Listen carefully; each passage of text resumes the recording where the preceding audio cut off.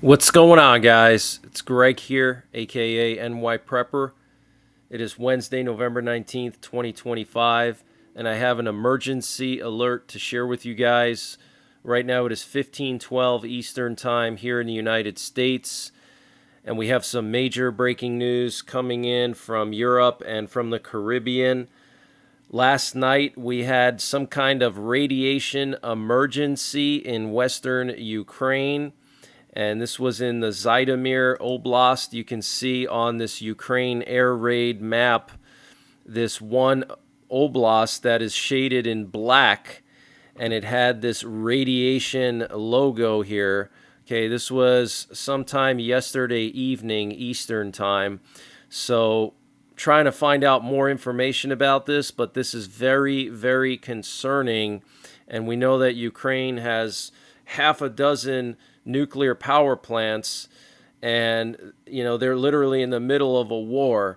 Okay, so with Russia attacking the infrastructure and all these drone strikes, it's just a matter of time before there's some kind of a meltdown. Okay, so this is extremely concerning. You need to make sure you have potassium iodide on hand, and you need to know about the basics of radiation and nuclear war survival. Check out my nuclear war survival playlist to learn more. I want to share some very serious news coming out of the UK.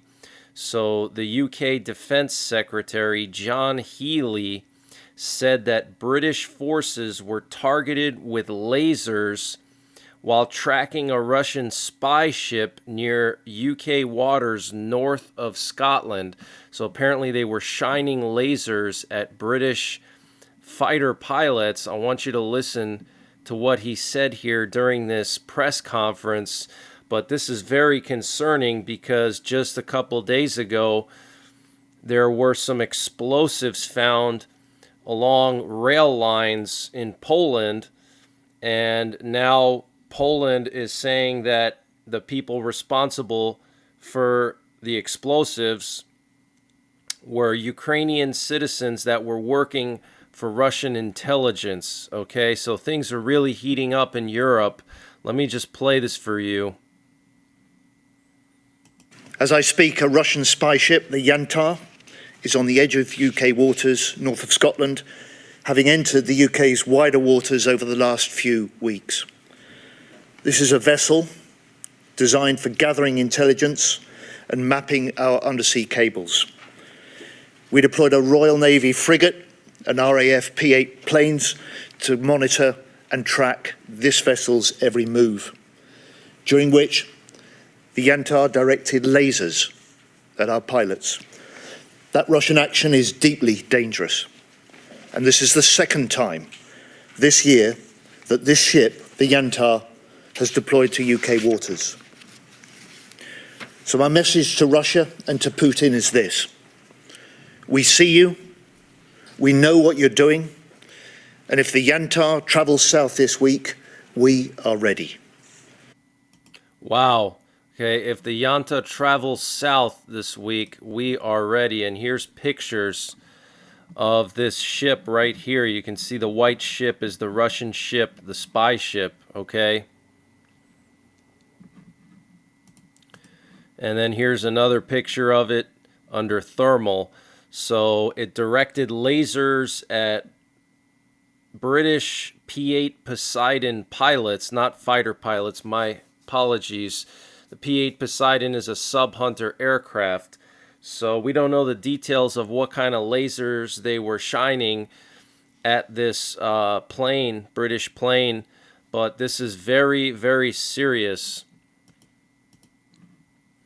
And we have some major updates coming in from Venezuela. Looks like U.S. forces are now just several miles from Venezuela conducting exercises in Trinidad. Here we have a video from ABC News, and this reporter here is showing American forces just miles from the Venezuelan coastline. Check this out. Hey there, so we're just a couple of miles off the coast of Venezuela. That right there is Venezuela. Right behind the camera, just a couple of 100 yards that way, is Trinidad and Tobago. That is the area where the U.S. military has been carrying out these exercises, and we actually just went past and saw a pair of U.S. warships. Now, we were not able to get close enough to see exactly which warships they were. We don't know for a fact if they are involved in these ongoing joint military exercises with which the U.S. is engaged in right now with Trinidad and Tobago, but we do know is where we saw them was just a couple of miles away from the Venezuelan coast. We know the Pentagon has said there's some 15,000 U.S. troops in the waters off the Venezuelan coast at this point. We know that the USS Gerald R. Ford, the most lethal, the most advanced aircraft carrier in the world, is moving into this region. That is why we are talking about tension in this area, and we got a chance to see that for ourselves firsthand. For his part, Venezuelan President Nicolás Maduro talking about peace, saying he wants peace, saying he wants to talk to President Trump. President Trump saying he's open to diplomacy as well, but at the same time, both sides, both men, both presidents are ramping up militarily. We've already talked about what the U.S. is doing. Some 200,000 members of the Venezuelan military and members of militias there have been mobilized as well by the Venezuelan government. So a very, very tense time here off the coast of Trinidad and Tobago. Right there is Venezuela. Just a very, very critical time in the relationship between the United States and Venezuela. Wow, guys, absolutely insane. And here we have some footage coming from Trinidad showing U.S. Marine Ospreys flying over Trinidad. Check this out. There's one right there, and then there's another one. These are the Ospreys, and these are with the 22nd Marine Expeditionary Unit, and they're currently conducting exercises in the region. Looks like 3 of them in this video. So guys, get prepared. Things are about to kick off very, very soon. Here we have a picture of the Marines training. Looks like either in Puerto Rico or Trinidad.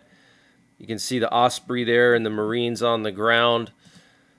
And then here we have an official post from U.S. Southern Command this morning saying Camp Santiago, Puerto Rico, U.S. Marines with the 22nd Marine Expeditionary Unit conducted a live fire exercise. U.S. military forces are deployed to the Caribbean in support of Operation Southern Spear. And then here we have a picture of a Venezuelan military helicopter, and there were some Sukhoi 30 fighter jets with the Venezuelan military that were active not far from Trinidad yesterday. Okay, so very tense situation over there in Venezuela. And the U.S. has officially issued a NOTAM for Puerto Rico, urging pilots to exercise extreme caution due to the operation of state aircraft. And they just issued this NOTAM yesterday. This is a notice to airmen. This is a warning for pilots. It doesn't have any expiration, and it says here, security, United States of America advisory for potentially hazardous situation in the San Juan Flight Information Region. Operators are advised to exercise extreme caution when operating in the San Juan Flight Information Region due to an increase in state aircraft operations. Okay, sounds to me like they're telling pilots, don't fly around Puerto Rico because there could be a war very soon. Okay.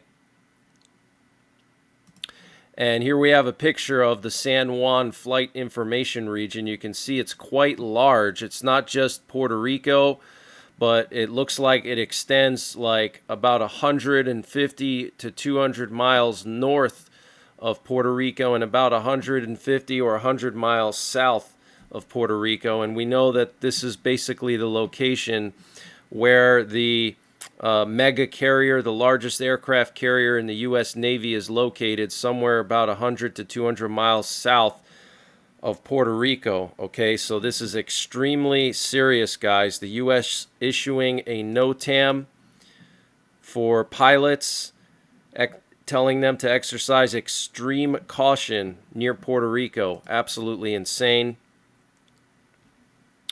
And the New York Times reported that unofficial conversations between Trump and Maduro revealed that Maduro offered to resign, but only after a transition period of 2 to 3 years. The White House rejected the offer.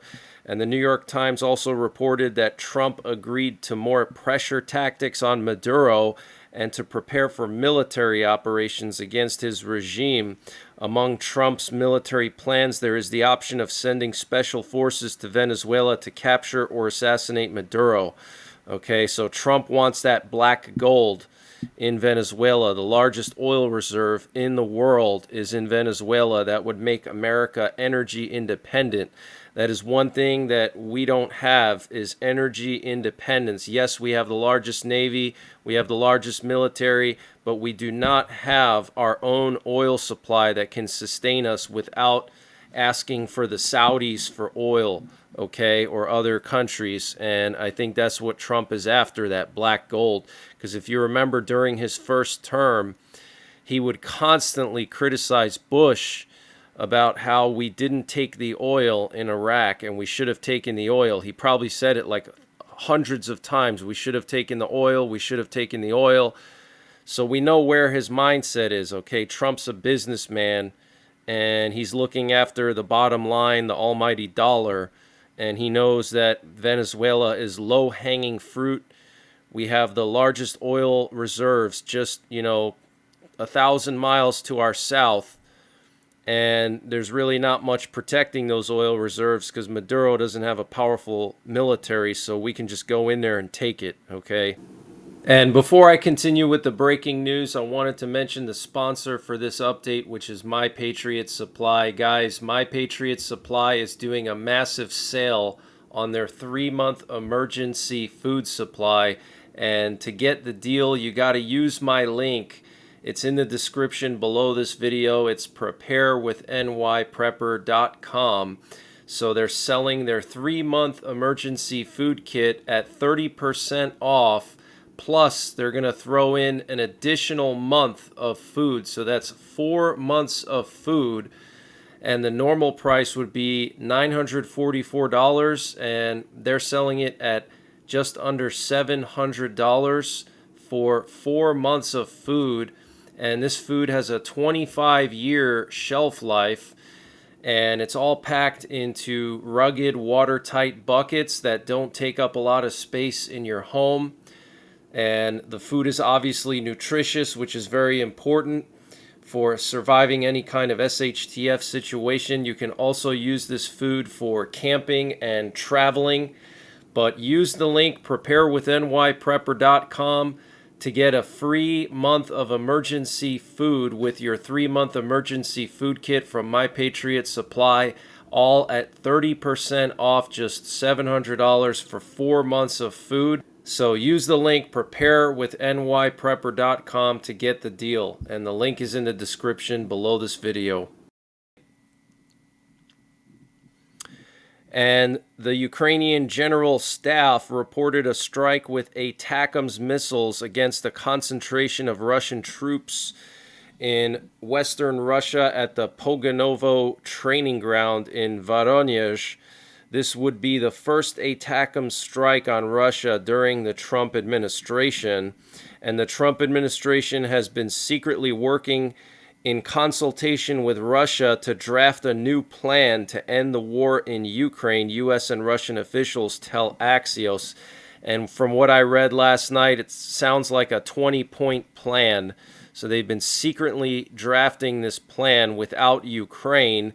And Trump sent a high-level Pentagon delegation to Ukraine for talks today and tomorrow in the administration's latest attempts to revive negotiations on halting the Ukraine war. And we know that the Army Secretary, Dan Driscoll, is going there, and I'm not sure who else, okay, but very, very serious. And there was a massive attack on Ukraine last night while the Pentagon delegation was in Ukraine, okay, so that's very concerning. And the Polish Prime Minister said 2 Ukrainian nationals carried out the railway sabotage. According to the Polish Prime Minister, the suspects fled to Belarus. right after the attack the same way they had entered Poland earlier. He said the identified individuals are 2 Ukrainian citizens who have long cooperated with and acted in the interest of Russian intelligence services, and now Poland has raised the security level for their rail lines to Charlie level, which is apparently the 3rd highest level of security. And we're now hearing that Poland is going to be deploying 10,000 soldiers to guard critical infrastructure in Poland, including railways. This was reported by Reuters, okay? And Poland this morning closed the last Russian consulate in the country in the city of Gdańsk in northern Poland on the Baltic Sea. So no more Russian consulates in Poland. And Russia, in response to the closure of the consulate in Gdańsk, will reduce Poland's diplomatic and consular presence in the Russian Federation, according to Maria Zakharova. She's the spokeswoman for the Russian foreign ministry. And Dmitry Peskov, the spokesman for Putin, said relations with Poland have completely deteriorated. So very, very concerning. And we're also hearing that a contingent of Polish artillery forces will be deployed to northern Finland in the coming days. And what you're looking at here are a large number of U.S. aerial refuelers over northern Poland. You can see 3 KC-135 Stratotankers over northern Poland and also a British reconnaissance plane. So something is brewing here, guys. Very concerning news. And the Financial Times is reporting that Russia is helping Iran develop nuclear weapons without conducting a nuclear test. Iranian scientists visited Russia in what appears to be a sign of Iran's efforts to obtain laser technology and expertise so that it can design nuclear weapons without conducting a nuclear explosion test. Wow.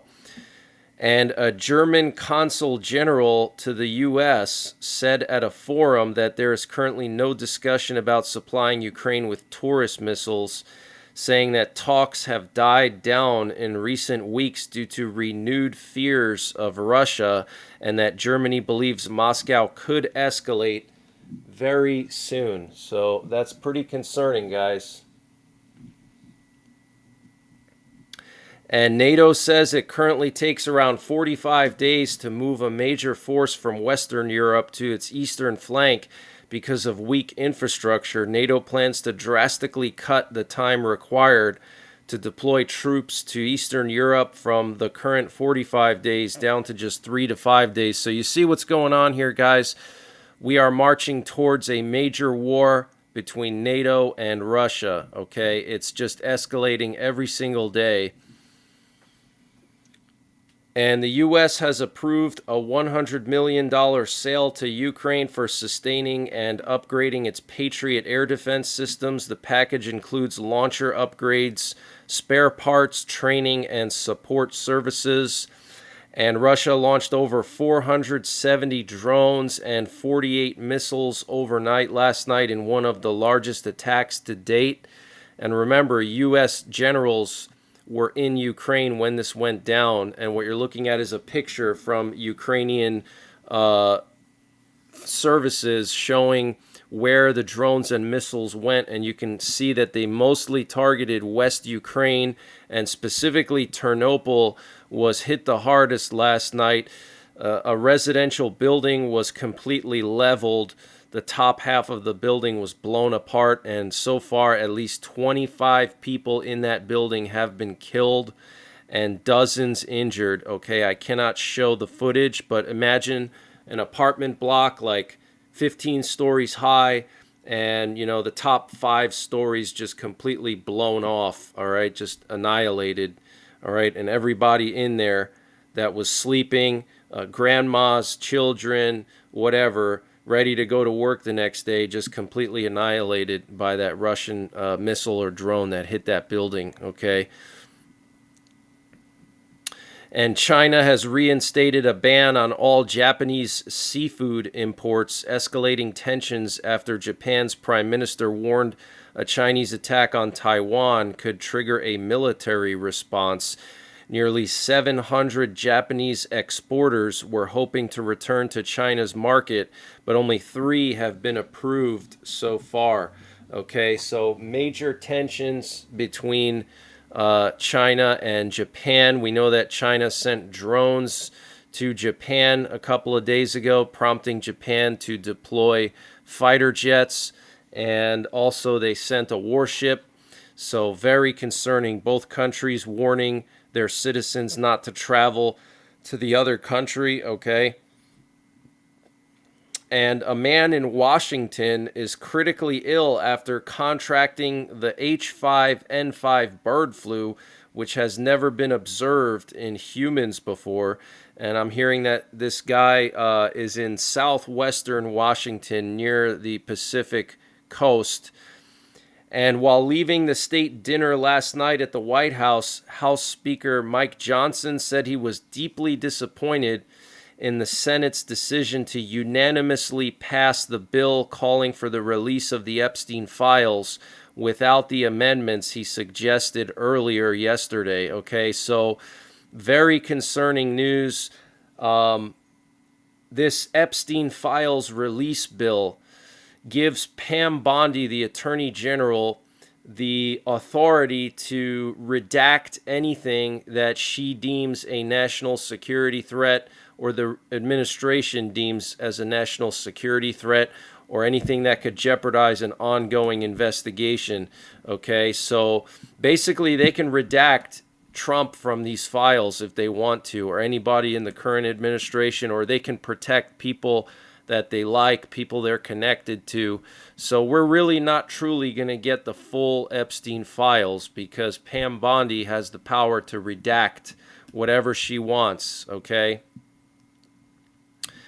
And Marjorie Taylor Greene commented about Trump yesterday. She ripped him apart, saying, "I gave him my loyalty for free. I've never owed him anything. He called me a traitor. Let me tell you what a traitor is: an American that serves foreign countries and themselves." Wow, so she's talking about all the different deals that Trump's been making with the Saudis, with Argentina for the beef, importing beef from Argentina and all these other countries. So, wow, absolutely scathing remarks from Marjorie Taylor Greene. So I wanted to just play a clip of her speaking so you could listen. We are watching the base of MAGA cracking right now, okay? And that's what we did by fighting so hard against the most powerful people in the world, even the President of the United States, in order to make this vote happen today. I was called a traitor by a man that I fought for 6 years for. And I gave him my loyalty for free. I won my first election without his endorsement, beating 8 men in a primary. And I've never owed him anything, but I fought for him for the policies and for America first. And he called me a traitor for standing with these women and refusing to take my name off the discharge petition. Let me tell you what a traitor is. A traitor is an American that serves foreign countries and themselves. A patriot is an American that serves the United States of America and Americans like the women standing behind me. And I want to tell you that this only became possible today because the American people, whom we serve as representatives here in Congress, demanded that this vote happen, and they put more pressure on every single elected politician in this city than has ever been put on them. And today you are going to see probably a unanimous vote in the House to... So strong words there from Marjorie Taylor Greene.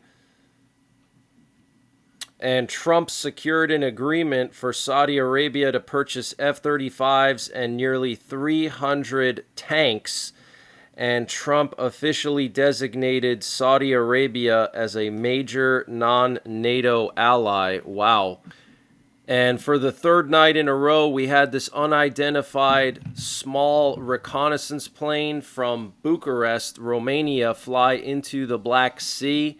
I don't know if Russia's planning to do more attacks, but the last two nights, right before this massive attack last night, this plane was flying deep into the Black Sea. So I think NATO intelligence knew that Russia was planning a big attack, and they were sending this miniature recon plane into the Black Sea so they could potentially figure out where Russian forces are congregated for the attack.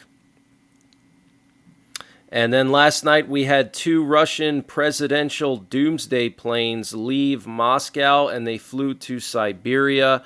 I don't know where Putin is going, but that was late last night.